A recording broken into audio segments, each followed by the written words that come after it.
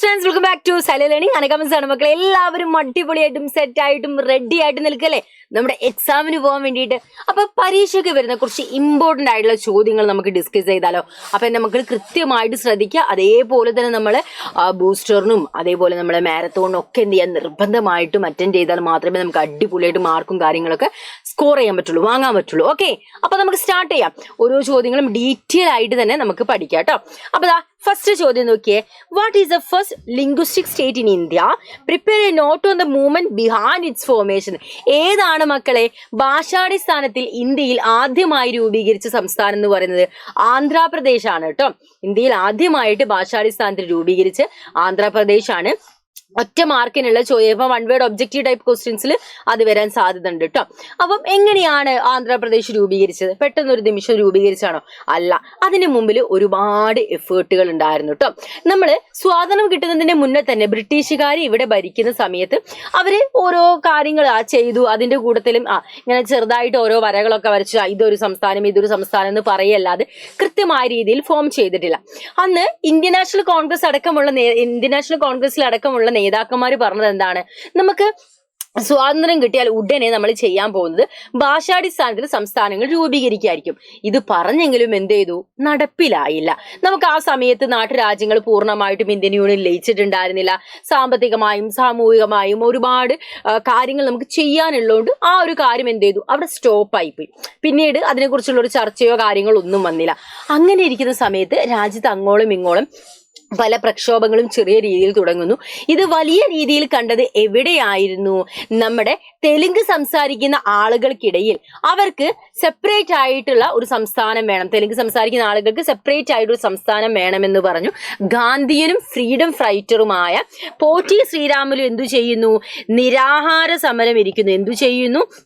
നിരാഹാര സമരം ഇരിക്കുന്നു. പോറ്റി ശ്രീരാമുലു നിരാഹാര സമരം ഇരിക്കുകയും അതിനെ തുടർന്ന് തന്നെ അദ്ദേഹം 58 ദിവസത്തോളമുള്ള നിരാഹാര സമരത്തിനൊടുവിൽ അദ്ദേഹം എന്ത് ചെയ്യുന്നു? മരിക്കുന്നു. വൈഡ് സ്പ്രെഡ് ആയിട്ട് ഒരുപാട് പ്രൊട്ടസ്റ്റുകൾ രാജ്യത്തിന്റെ അങ്ങോളം ഇങ്ങോളം ഉണ്ടാകുന്നു. സോ ഇത് ഈ ഒരു സമയത്ത് എന്ത് ചെയ്യാണ്? ഗവൺമെന്റ് നിവൃത്തിയില്ലാതെ അന്നത്തെ PM ആയിരുന്ന പ്രൈം മിനിസ്റ്റർ ജവഹർലാൽ നെഹ്റു ഭാഷാടിസ്ഥാനത്തുള്ള ആദ്യത്തെ സംസ്ഥാനമായി ആന്ധ്രാപ്രദേശ് രൂപീകരിക്കുന്നു. തുടർന്നും ഇതേ രീതിയിലുള്ള പല ആവശ്യങ്ങളും പല ഭാഗങ്ങളിൽ നിന്ന് ഉയർന്ന സമയത്ത് ഇതിനെക്കുറിച്ച് പഠിക്കാൻ വേണ്ടി ഒരു കമ്മീഷൻ ഏർപ്പാടുകയും ആ കമ്മീഷൻ എന്ത് ചെയ്യുന്നു? ഭാഷാടിസ്ഥാനത്തിലുള്ള സംസ്ഥാനങ്ങൾ വേണമെന്നുള്ള റിപ്പോർട്ട് സബ്മിറ്റ് ചെയ്യും. അതിനെ തുടർന്ന് നമുക്ക് ഭാഷാടിസ്ഥാനത്തിൽ സംസ്ഥാനങ്ങൾ രൂപീകരിക്കുകയും ചെയ്യുന്നു. തുടക്കത്തിൽ 14 സംസ്ഥാനങ്ങളും 6 കേന്ദ്രഭരണ പ്രദേശങ്ങളാണ്. പിന്നീട് കാലങ്ങൾ മാറുന്നതിനനുസരിച്ച് ഓരോ സംസ്ഥാനങ്ങൾ എന്ത് ചെയ്യാണ്? വന്നുകൊണ്ടേയിരിക്കുകയാണ് അല്ലേ. അപ്പൊ ആ ഒരു ചോദ്യം ക്ലിയർ ആയില്ലേ മക്കളെ? 1953 ഒക്ടോബർ 1-ാം തീയതിയാണ് ആന്ധ്രാപ്രദേശ് രൂപീകരിച്ചു എന്നുള്ള കാര്യം അവിടെ ഓർമ്മിക്കാം. അടുത്ത ചോദ്യം. Point out the factors which have contributed to the Pakistan failure in building a stable democracy. മക്കളെ, നമുക്കറിയാം പാകിസ്ഥാനിൽ പലപ്പോഴും ഒരു സ്റ്റേബിൾ ഡെമോക്രസി നിലനിർത്താൻ പറ്റിയിട്ടില്ല. നമ്മൾ ഓരോ ചാപ്റ്റർ പഠിക്കുന്ന സമയത്ത് തന്നെ പറഞ്ഞിട്ടുണ്ടായിരുന്നില്ല. ഈ ഒരു ചാപ്റ്ററിൽ വന്ന സമയത്ത് ഒരു സമയത്ത് ഡെമോക്രാറ്റിക് ഗവൺമെന്റ് വരുന്നു, ഡെമോക്രസി ഒക്കെ എസ്റ്റാബ്ലിഷ് ചെയ്യുന്നു. പിന്നെ ഉണ്ടാവും മിലിറ്ററി വരുന്നത്, പിന്നെയും ഡെമോക്രസി, പിന്നെയും മിലിറ്ററി, ഇങ്ങനെ മാറി മാറി വരുന്ന. എന്തുകൊണ്ടാണ് 1947 സ്വാതന്ത്ര്യം കിട്ടി ഇന്നും നമ്മളൊരു ഡെമോക്രാറ്റിക് ഗവൺമെന്റ് ഫോം ചെയ്യുന്നത്? പാകിസ്ഥാൻ അങ്ങനെ നിലനിന്നൂടെ? അതെന്തുകൊണ്ടാണ് പാകിസ്ഥാനിൽ ഒരു സ്റ്റെബിൾ ആയിട്ട് ഒരു ഡെമോക്രസി നിലനിർത്തി പോകാൻ പറ്റാത്തത് എന്നാണ് നമ്മൾ നോക്കുന്നത്. പാകിസ്ഥാനിലെ മക്കളെ ഡെമോക്രസി നിലനിർത്താൻ പറ്റാതായിട്ട് ഒരുപാട് ഫാക്ടേഴ്സ് ഉണ്ട്, ഒരുപാട് കാരണങ്ങളുണ്ട്. അതിലൊന്നാമത് പറയുന്നത് എന്താണ്? ഒന്നാമതായിട്ട് നമ്മൾ പറയുന്നത് ഒരുപാട് കാലത്തോളം പാകിസ്ഥാനിൽ എന്തായിരുന്നു? ഒരു മിലിറ്ററി ഇന്റർവെൻഷൻ ആയിരുന്നു. മിലിറ്ററി ഇന്റർവെൻഷൻ അവരാണ് കാര്യങ്ങളൊക്കെ ചെയ്തിട്ടുണ്ടായിരുന്നത്. അപ്പൊ ഡെമോക്രാറ്റിക് ഇൻസ്റ്റിറ്റ്യൂഷന്, കോൺസ്റ്റിറ്റ്യൂഷണൽ പ്രോസസ്സ് ഇതൊക്കെ ഒരു വീക്കായ രീതിയിലാണ് ആ സമയത്ത് ഉണ്ടായിരുന്നത്. അതൊരു റീസൺ ആയിട്ട് പറയുന്നുണ്ട്. രണ്ടാമത് എന്താ പറയുന്നത്? Secondly, political instability and leadership conflict, including corruption, rivalry among the political parties, weak civilian governance, prevented continuity in democratic rules. മക്കളെ, ഇവിടെ പറയുന്നത് രണ്ടാമത്തെ കാരണത്തിലേക്ക് നമ്മൾ വരുന്ന സമയത്ത് ഇവിടെ പൊളിറ്റിക്കൽ ഇൻസ്റ്റിറ്റ്യൂഷൻ ഒക്കെ വീക്കാണ്, ഒരു പൊളിറ്റിക്കൽ ഇൻസ്റ്റെബിലിറ്റി ആണ് ഉണ്ടായിരുന്നത്. ലീഡേഴ്സ് തമ്മിൽ നമ്മൾ നേതാക്കന്മാർ തമ്മിൽ അങ്ങോട്ടും ഇങ്ങോട്ടും പ്രശ്നങ്ങൾ, അഴിമതി, കറപ്ഷൻസ്, അതേപോലെ തന്നെ നമ്മൾ ഡെമോക്രാറ്റിക് റൂൾ കണ്ടിന്യൂ ചെയ്യാൻ പറ്റാത്ത തരത്തിൽ ഒരുപാട് ഇഷ്യൂസ് എന്ത് ചെയ്തിട്ടുണ്ടായിരുന്നു, പാകിസ്ഥാനിൽ നടന്നിട്ടുണ്ട്.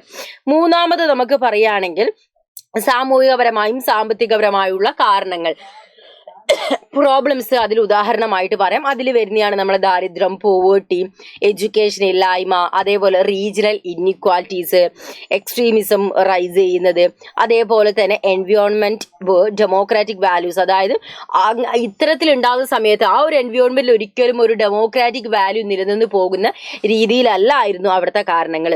സോ ഇതെല്ലാം പാകിസ്ഥാനിൽ ഒരു സ്റ്റെബിൾ ഡെമോക്രസി എസ്റ്റാബ്ലിഷ് ചെയ്യുന്നതിൽ അവരെന്ത് ചെയ്തു, ഫെയിലിയർ ആയിപ്പോയി. ഈ കാരണങ്ങളൊക്കെ കമ്പൈൻ ചെയ്തിട്ടാണ് ഒരു സ്റ്റേബിൾ ഡെമോക്രസി അവർക്ക് എന്ത് ചെയ്യാൻ പറ്റാത്തത്, എസ്റ്റാബ്ലിഷ് ചെയ്യാൻ പറ്റാത്തത്. ക്ലിയർ ആയില്ലേടാ? ഓക്കെ അല്ലേ? അടുത്ത ചോദ്യത്തിലേക്ക് നമുക്ക് പോകാം. Briefly explain the cause for the failure of Janata government. Janata പാർട്ടിയെ കുറിച്ച് നമ്മൾ പഠിച്ചതല്ലേ? ജനതാ പാർട്ടിയുടെ പരാജയത്തിന്റെ കാരണങ്ങൾ എന്തൊക്കെയാണെന്നാണ് ചോദിക്കുന്നത്. മക്കളെ ഇവിടെ ശ്രദ്ധിച്ചേ, 1977 മുതൽ 1979 വരെ ജനതാ പാർട്ടി അധികാരത്തിൽ ഉണ്ടായിരുന്നുള്ളൂ.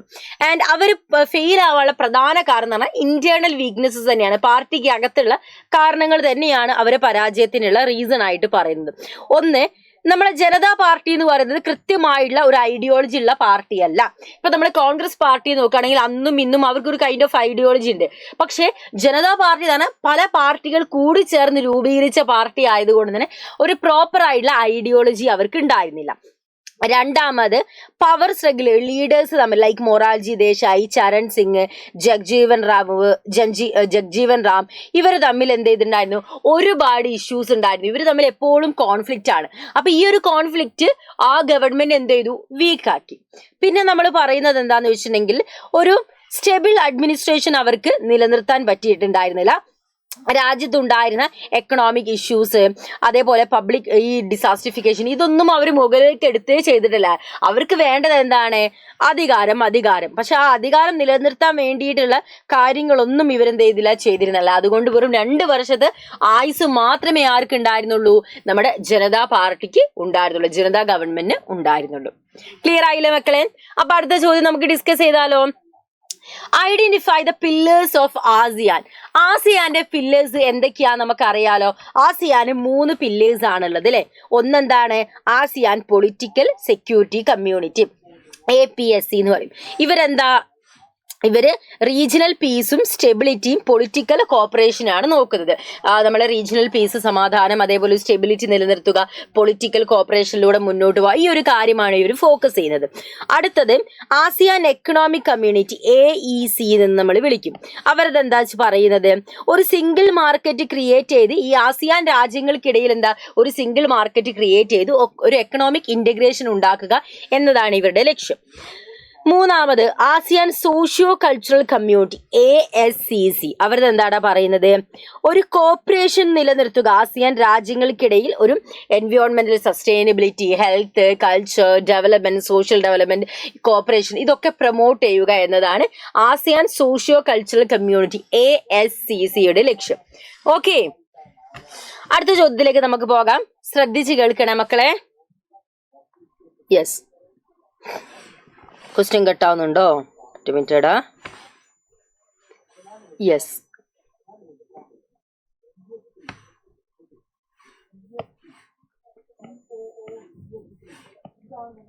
ഓക്കെ. യെസ്, ഇവിടെ ശ്രദ്ധിച്ചേ, കളേഴ്സ് എടുക്കണേ. ഓക്കെ, എന്താണ് മക്കളെ റീജിയണൽ ആസ്പിരേഷന്റെ 4 പാഠങ്ങൾ എന്താ?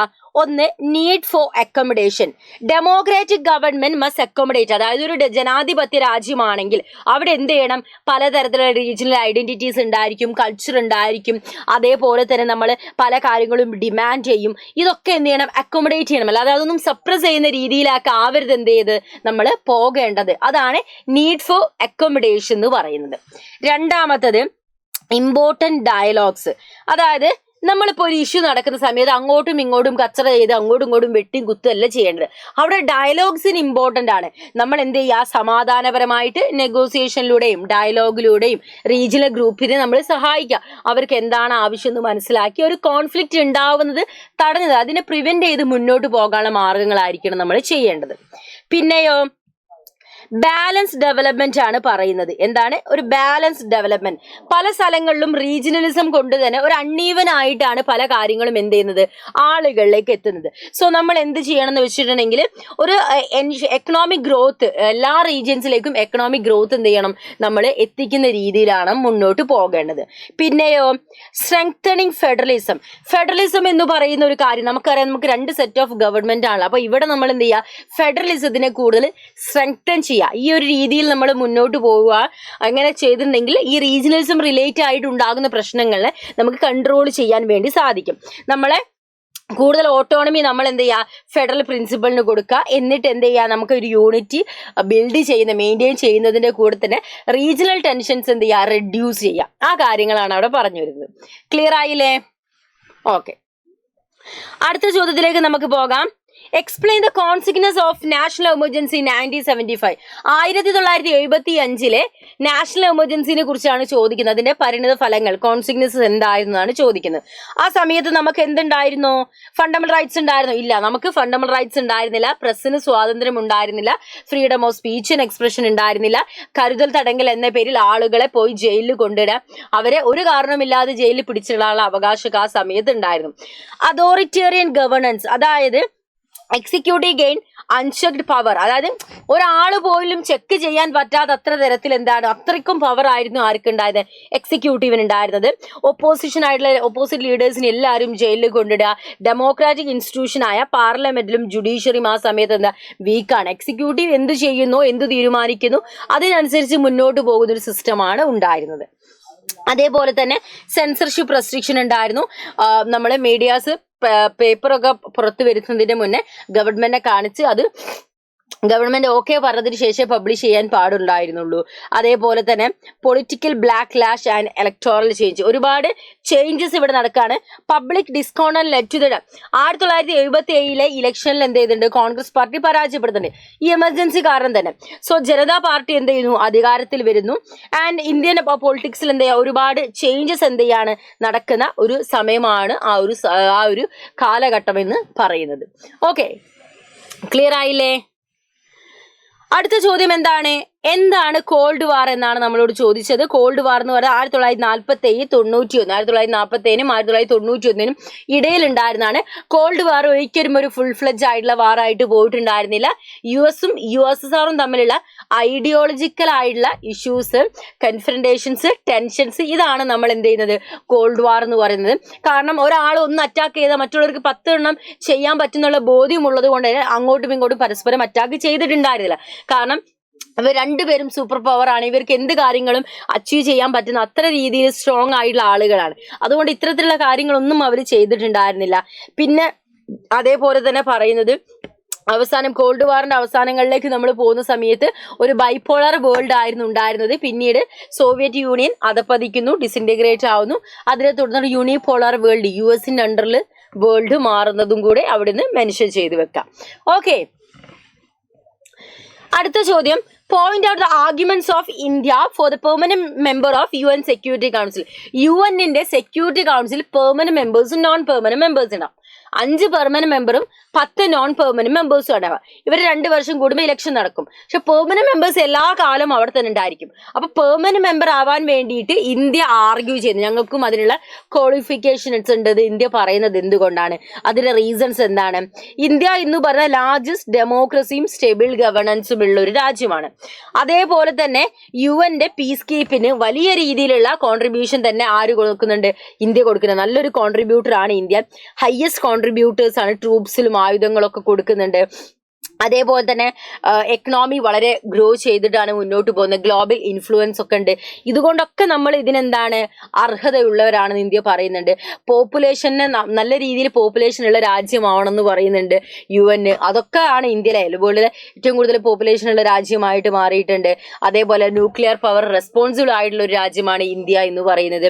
അങ്ങനെയുള്ള എല്ലാ രീതികളിലും എന്താണ് നമുക്ക് ക്വാളിഫിക്കേഷൻ ഉണ്ട് എന്ന് ആര് പറഞ്ഞു വെക്കുന്നുണ്ട്? ഇന്ത്യ പറഞ്ഞു വെക്കുന്നുണ്ട്. ക്ലിയർ ആയില്ലേ? അടുത്ത ചോദ്യത്തിലേക്ക് നമുക്ക് പോകാം. Explain the origin and activities of Dalit panthers. Dalit ബാന്തേഴ്സിന്റെ ഒറിജിനും ആക്ടിവിറ്റീസും ആണ് നോക്കുന്നത് മക്കളെ.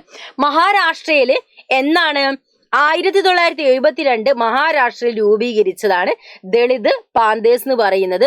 ഇവര് നമ്മുടെ യുണൈറ്റഡ് സ്റ്റേറ്റിലെ ബ്ലാക്ക് പാന്തേഴ്സ് മൂവ്മെന്റിന് ഇൻസ്പയർഡ് ആയി വന്ന ആളുകളാണ്. ഇവരുടെ റോൾ മോഡൽ എന്ന് പറയുന്നത് അംബേദ്കർ ആണ്. അദ്ദേഹത്തിന്റെ ഐഡിയോളജിയൊക്കെയാണ് ഇവരുടെ റോൾ മോഡൽ ആയിട്ട് പറയുന്നത്. നമേധു ദാസൽ, JV പവാർ ആൻഡ് രാജാധാലെ ഇവരാണ് ഇതിലെ മെയിൻ ലീഡേഴ്സ് ആയിട്ട് നമ്മൾ പറയുന്നത്. സൊസൈറ്റിയിലുള്ള അതായത് സൊസൈറ്റിയിലെ പല കാര്യങ്ങളും ഒപ്പോസിഷൻ ചെയ്തുകൊണ്ടാണ്, എതിർത്തുകൊണ്ടാണ് ഇവർ വന്നത്. ദളിതുകാർ ഫേസ് ചെയ്യുന്ന പ്രശ്നങ്ങൾ എന്ത് ചെയ്തു? ഇവര് ജനങ്ങൾക്ക് മുമ്പിൽ തുറന്നു കാട്ടുകയാണ് ചെയ്തത്. എന്തൊക്കെ പ്രശ്നങ്ങളാണ് ഇവർ ഫേസ് ചെയ്തിട്ടുണ്ടായിരുന്നത്? ദളിതുകാർ ജാതിയുടെ പേരിൽ ഫേസ് ചെയ്യുന്ന അട്രോസിറ്റിക്കെതിരെ ഇവർ ഫൈറ്റ് ചെയ്തിട്ടുണ്ടായിരുന്നു. പൊളിറ്റിക്കൽ ആൻഡ് സോഷ്യൽ മൊബിലൈസേഷൻ, ഇവർ റാലികൾ നടത്തുക, മീറ്റിങ്ങുകൾ നടത്തുക, ക്യാമ്പയിൻസ് നടത്തുക. ഇതിലൂടെയൊക്കെ ദളിത് കുറിച്ചുള്ള ഒരു അവയർനെസ് ആളുകളിലേക്ക് എത്തിക്കുക. എന്തൊക്കെ ഇഷ്യൂസ് ദളിത് ഫേസ് ചെയ്യുന്നുണ്ടെന്നുള്ള ജനങ്ങളോട് പറയാ. ഈ കാര്യങ്ങളൊക്കെ അവർ ചെയ്തിട്ടുണ്ടായിരുന്നു. പിന്നെ എന്താണ്? Literary and cultural activism. ഇവര് വർക്സിലൂടെ നമ്മൾ പല ആളുകളും ആയുധങ്ങൾ എടുത്ത് യുദ്ധത്തിന് പോകുമ്പോൾ, പ്രക്ഷോഭത്തിന് പോകുമ്പോൾ ഇവര് എഡ്യൂക്കേറ്റഡ് ആയിട്ടുള്ള യൂത്ത് ആണ്. അതുകൊണ്ട് ഇവർ ചെയ്തിട്ടുള്ള കാര്യം എന്തായിരുന്നു? ഇവർ ചെയ്തിട്ടുള്ള books, biographies, novels, short story, poem ഇതൊക്കെ എഴുതി ആളുകളിലേക്ക് അറിയിക്കുകയാണ് ഇവർ ചെയ്തിട്ടുണ്ടായിരുന്നത്. അപ്പൊ എത്രത്തോളം ഒപ്രസ്ഡ് ആയിട്ടുള്ള ഗ്രൂപ്പുകളാണ് ഇവരെന്നുള്ള ഇവര് ജനങ്ങളിൽ അറിയിക്കുകയും തങ്ങളെ പോലെ ഒപ്രസ്ഡ് ആയിട്ടുള്ള ഷെഡ്യൂൾഡ് കാസ്റ്റ്, ഷെഡ്യൂൾഡ് ട്രൈബ്സ്, സ്ത്രീകള്, പൂർ ആയിട്ടുള്ള ആളുകള്, ഇവരെല്ലാവരും കൂടെ ഒരുമിച്ച് ചേർന്നിട്ട് ഇത്തരത്തിലുള്ള സോഷ്യൽ ഇൻഇക്വാലിറ്റീസിനെതിരെ ഫൈറ്റ് ചെയ്തിട്ടുണ്ടായിരുന്നു. ക്ലിയർ ആയില്ലേ മക്കളെ? ഓക്കെ, അടുത്ത ചോദ്യത്തിലേക്ക് നമുക്ക് പോകാം. Write a short note on India's policy of non alignment in called war period. Called വാർ പീരീഡിൽ ഇന്ത്യയുടെ പോളിസി ആയിരുന്നു നോൺ അലൈൻമെന്റ് എന്ന് പറയുന്നത്. എന്താണ് ഈ നോൺ അലൈൻമെന്റ് എന്ന് പറയുന്നത്? നോൺ അലൈൻമെന്റ് മീൻസ് നമ്മൾ ചേരാ നയം എന്നാണ് മലയാളത്തിൽ പറയാം. ലോകത്തില് സൂപ്പർ പവറുകളായ USA-യും USSR-ഉം മാറുന്നു. ഇവര് രണ്ട് വേൾഡുകളിലായിട്ട് ഇവർ മാറുന്നതോടൊപ്പം ലോകം മുഴുവൻ ഈ രണ്ട് ഗ്രൂപ്പുകളായിട്ട് തിരിയുന്നു.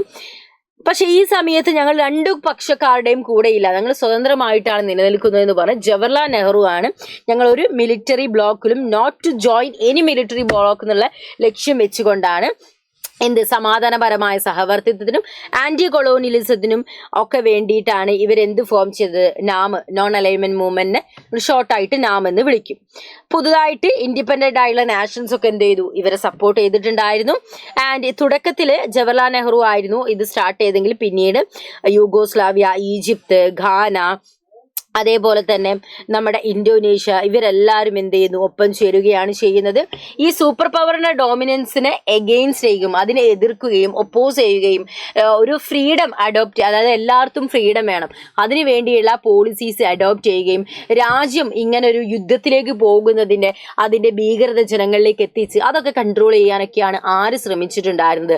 നാം ശ്രമിച്ചിട്ടുണ്ടായിരുന്നത്. ക്ലിയർ ആയോ മക്കളെ? സെറ്റായോ?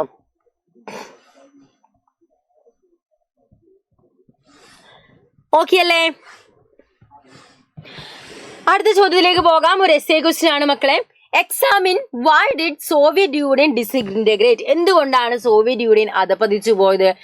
US ഒന്ന് നന്നാൽ 10 കൊടുക്കാനുള്ള രീതിയിൽ അത്രത്തോളം വളർന്ന US എക്കോണമിയോടുമായിട്ട് അത്രത്തോളം ഒരുമിച്ച് പോയിട്ടുണ്ടായിരുന്നു. സോവിയറ്റ് യൂണിയൻ അധപ്പതിക്കാനുള്ള കാരണങ്ങൾ എന്തൊക്കെയായിരുന്നു നമുക്ക് നോക്കാം. അതിനുള്ള കാരണങ്ങളായിട്ട് പറയുന്നത് ശ്രദ്ധിച്ചേ. സോവിയറ്റ് യൂണിയൻ ഡിസിൻറ്റഗ്രേറ്റ് ആവുന്നത് 1961. അതിനുള്ള കാരണങ്ങളിൽ ഒന്നാണ് എക്കണോമിക് വീക്ക്നെസ്സസ്. നമ്മുടെ കോൾഡ് വാറിനെ തുടർന്ന് ഒരുപാട് റിസോഴ്സസ് അവരെ കയ്യിൽ നിന്ന് പോവുകയും അതേപോലെ മിലിറ്ററി എക്സ്പെൻഡിച്ചർ കൂടുകയും ഫുഡിന്റെ ഷോർട്ടേജ് ഉണ്ടാവുക, പ്രൊഡക്ടിവിറ്റി കുറയുക, അതേപോലെ സെൻട്രലൈസ്ഡ് പ്ലാനിംഗ് ഒക്കെ ഇൻഎഫിഷ്യന്റ് ആയി പോവുക, ഇതിങ്ങനെയൊക്കെ ഉണ്ടായി. അതേപോലെ നമ്മുടെ മിഖായൽ ഗോർബച്ചെ കൊണ്ടുവന്ന പെരസ്ട്രോയിക്കയും ഗ്ലാസ്നോസ്റ്റും എന്ത് ചെയ്തു? പരാജയപ്പെട്ടു. ഇത് സോവിയറ്റ് യൂണിയനിലുണ്ടായ സോവിയറ്റ് യൂണിയന്റെ എക്കണോമി വീക്ക് ആവാൻ കാരണമായി. പൊളിറ്റിക്കൽ റിഫോംസും ലീഡർഷിപ്പ് ഇഷ്യൂസും, അതായത് മിഖായൽ ഗോബച്ചേവ് അധികാരത്തിൽ വന്നപ്പോൾ ആ സമയത്താണ് പൂർണ്ണമായിട്ടും സോവിയറ്റ് യൂണിയൻ എൻഡായത്. അദ്ദേഹം കൊണ്ടുവന്ന പെരസ്ട്രോയിക്ക, ഗ്ലാസ്നോസ്റ്റ്, ഈ രണ്ട് പരിപാടികളും എന്താവുകയാണ് ചെയ്തിട്ടുണ്ടായിരുന്നത്? ഫെയിലിയർ ആയി പോവുകയാണ് ചെയ്തത്. രണ്ട് പരിപാടികളും എന്ത് ചെയ്യാണ്? ഫെയിലിയർ ആയി പോവുകയാണ് ചെയ്യുന്നത്. അപ്പൊ അതിനെ തുടർന്ന് എന്ത് ചെയ്യുന്നു? സോവിയറ്റ് യൂണിയൻ ഡിസിൻറ്റഗ്രേഷൻ ഫേസ് ചെയ്യുന്നുണ്ട്. അതിനെ തുടർന്ന് സോവിയറ്റ് യൂണിയൻ എന്ത് ചെയ്യുന്നുണ്ട്? ഡിസിൻറ്റഗ്രേറ്റ് ആയി പോകുന്നുണ്ട്. ക്ലിയർ? അടുത്ത് നോക്കിയേ, റൈസ് ഓഫ് നാഷണലിസം, ജനങ്ങൾക്കിടയിൽ നാഷണലിസം. നമുക്ക് സോവിയറ്റ് യൂണിയൻ എന്ന് പറയുന്നത് 15 റിപ്പബ്ലിക്കുകൾ ചേർന്നതാണ്. അപ്പൊ ഇവർക്കിടയിൽ നാഷണലിസം എന്ന് പറയുന്ന ഒരു കാര്യം എന്ത് ചെയ്തു? ഉയർന്നു. കാരണം സോവിയറ്റ് യൂണിയൻ ഏറ്റവും കൂടുതൽ സപ്പോർട്ട് ചെയ്ത ആരായി? റഷ്യനെയാണ്. അപ്പൊ നമ്മളും ഇവരുടെ ഭാഗമാണ്. പക്ഷെ നമുക്കൊരു ഇമ്പോർട്ടൻസ് തരാത്തത് മറ്റുള്ള റിപ്പബ്ലിക്കുകൾക്കിടയിൽ നമുക്ക് സ്വതന്ത്രരായി പോവാന്നുള്ളൊരു ഫീൽ അവർക്ക് ഉണ്ടാക്കി. പിന്നെ പറയുന്നത് ഐഡിയോളജിക്കൽ ക്രെഡിബിലിറ്റി. ഇപ്പൊ കമ്മ്യൂണിസ്റ്റ് ഐഡിയോളജി എല്ലാവർക്കും, എല്ലാ സിറ്റിസണും ഇൻസ്പയർ ചെയ്യാൻ പറ്റുന്ന, സപ്പോർട്ട് ചെയ്യാൻ പറ്റുന്ന ഒന്നായിരുന്നില്ല. പിന്നെ എക്സ്റ്റേണൽ പ്രഷർ ഉണ്ടായിരുന്നു. US-ഉമായിട്ടുള്ള ആ ഒരു കോമ്പറ്റീഷൻ നമുക്ക് എന്ത് ചെയ്തിട്ടുണ്ടായിരുന്നു? ഒരു പ്രഷർ നിലനിർത്തിയിട്ടുണ്ട്. ഇനി ഈ കോസസ് ഓഫ് ഡിസിൻറ്റഗ്രേഷൻ നമ്മൾ പറയുന്നത്, ഈ സോവിയറ്റ് യൂണിയൻ അധപ്പതിച്ചതിനു ശേഷം എന്തൊക്കെ മാറ്റങ്ങളാണ് വന്നിട്ടുണ്ടായിരുന്നത്? പുതിയ ഇൻഡിപെൻഡൻസ് സ്റ്റേറ്റ്, പുതിയ എമർജൻസ് ഓഫ് ഇൻഡിപെൻഡൻസ് സ്റ്റേറ്റ് നമ്മൾ പറഞ്ഞിട്ടുണ്ടായിരുന്നു. റഷ്യ, ഉക്രൈന്, അതൊക്കെ എന്താണ്? സോവിയറ്റ് യൂണിയന്റെ അണ്ടറിലുള്ള 15 റിപ്പബ്ലിക്ക, ഇവരൊക്കെ സ്വാതന്ത്ര്യം നേടിപ്പോയി. കോൾഡ് വാർ എന്നേക്കുമായി അവസാനിച്ചു. യൂണിപോളാർ വേൾഡ് എൻഡായിട്ട് വേൾഡിലെ സൂപ്പർ പവർ ആയിട്ട് ആര് മാറുന്നു? US മാറുന്നു. ലാസ്റ്റ് എന്താ പറയുന്നത്? Economic turmoil. ഇവിടെ എന്താണ് പറയുന്നത്? Transition to market economies was difficult leading to അതായത് നമ്മൾ മാർക്കറ്റ് എക്കോണമിയിൽ ഉണ്ടായ ഒരു ട്രാൻസിഷൻ അൺഎംപ്ലോയ്മെന്റിലേക്കും ഇൻഫ്ലേഷനിലേക്കും കൊണ്ടുവന്നു. സോ ലിവിങ് സ്റ്റാൻഡേർഡ്സ് ഒക്കെ കുറയുന്ന രീതിയിലേക്ക് വന്നു. ജിയോ പൊളിറ്റിക്കൽ ചേഞ്ചസ് വരികയാണ്. ഈസ്റ്റേൺ യൂറോപ്പ്, സെൻട്രൽ ഏഷ്യ, അങ്ങനെയൊക്കെ വന്നിട്ട് ഒരുപാട് കോൺഫ്ലിക്റ്റുകൾ, ഇൻസ്റ്റെബിലിറ്റി, ഈ കാര്യങ്ങളൊക്കെ എന്ത് ചെയ്യുന്നു? ഉണ്ടാകുന്നു. അപ്പൊ ഇതൊക്കെ സോവിയറ്റ് യൂണിയൻ അധപ്പതിച്ചതിന് ശേഷം ഉണ്ടായിരുന്ന കോൺസിക്വൻസസ് ആണ് പറയുന്നത്. ഓക്കെ, ക്ലിയർ ആയില്ലേ? അപ്പൊ ഓൾമോസ്റ്റ് ഒരു 20 മിനിറ്റ് കൊണ്ട് നമ്മൾ ഒരുപാട് ചോദ്യങ്ങൾ എന്ത് ചെയ്തു? ഡിസ്കസ് ചെയ്ത് കഴിഞ്ഞു. ഇതൊക്കെ സ്ഥിരമായിട്ട് നമുക്ക് പരീക്ഷയ്ക്ക് ചോദിക്കുന്ന ചോദ്യങ്ങളാണ്. നല്ല അടിപൊളിയായിട്ട് പഠിച്ചു പോവാ, പേടിക്കൊന്നും വേണ്ട.